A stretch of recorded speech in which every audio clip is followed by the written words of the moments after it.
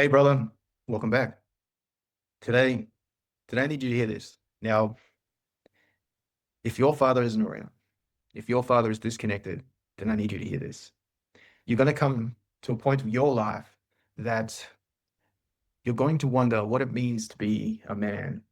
You're going to wonder what it takes to be a good man, all right? Or what does manhood mean to you? All these sorts of questions are going to come to you, right? Because right now, you turn 18, usually get pissed, and then you wake up, you're magically a man. And that's not how it works, right? It didn't work for me. It hasn't worked for all the men over the past 100 years, all right? How we become good men is that we are supported and we are guided there. And the only way to get there is to find good men who are living the principles of what it means to be a good man, right? And I didn't have that in my father.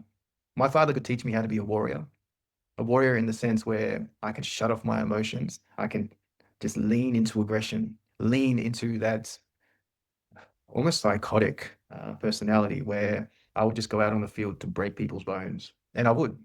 And I would ruin careers that way. I would ruin people's love for a sport because I would go out there and I would break them and they wouldn't play again. But if on our journey to manhood, it's important that if we don't have good fathers, present fathers, fathers at all, or just a good man in your life to support and guide you, that you need to do what I did. You're going to have to find these men. Now, you don't have to introduce yourself. I didn't do that. On my journey of becoming a better man, so I could find me the wife that I wanted to be the mother of my children, I had to become a better man because the person I was, there's no way my wife now would want to be with me, right? So I had to go on this journey. I had to recreate who I was. I had to discover what it means, particularly the big managers on construction jobs, because I would see that there'd be quite a difference, right? You'd have this one man who was a manager. He was a hard ass.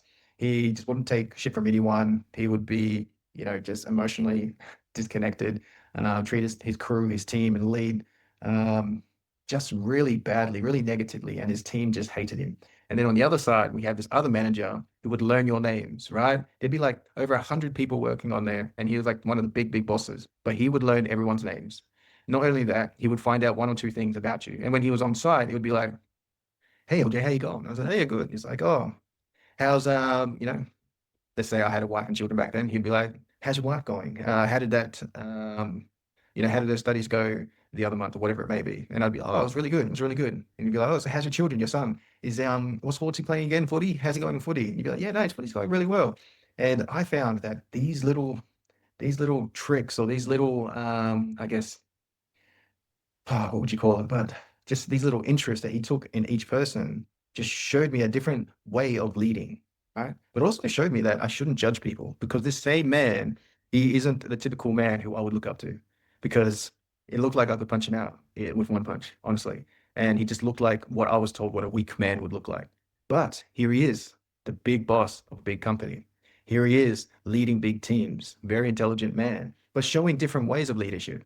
And through this man, I started to notice that crap, there's one or two things I could take from him. And I started watching other men and just seeing how they behaved, how they interacted, what they did. Did they go to the pub? Did they not go to the pub?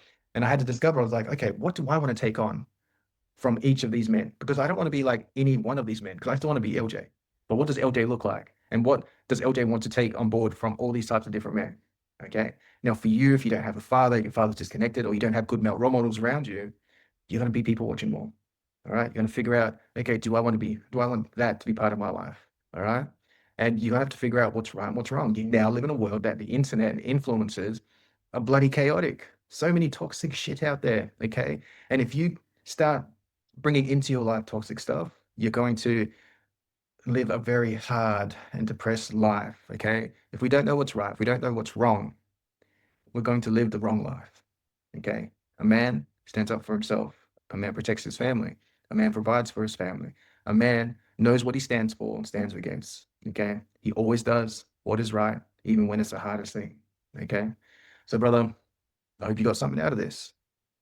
If you don't have that father, if you don't have good men around you, it's not the end of the world. But it doesn't mean that because you don't have it, that you get a free pass to become a bad man or you get to follow the footsteps and, this cycle repeats when you have children. No, that's a cop out. That's an excuse. You have to step up. You get to change the life and the direction of your life and your children's lives by doing this hard work. Because if you don't, then that pressure's put on there. Okay. Figure out who is your warrior, who is your king inside you. All right. Look around. There's many men out there. When you see them, it's like, do I want to be like this guy? Or is this guy exempling what I don't want to be like? Is there one thing I can take away from this guy, good or bad? And then move on.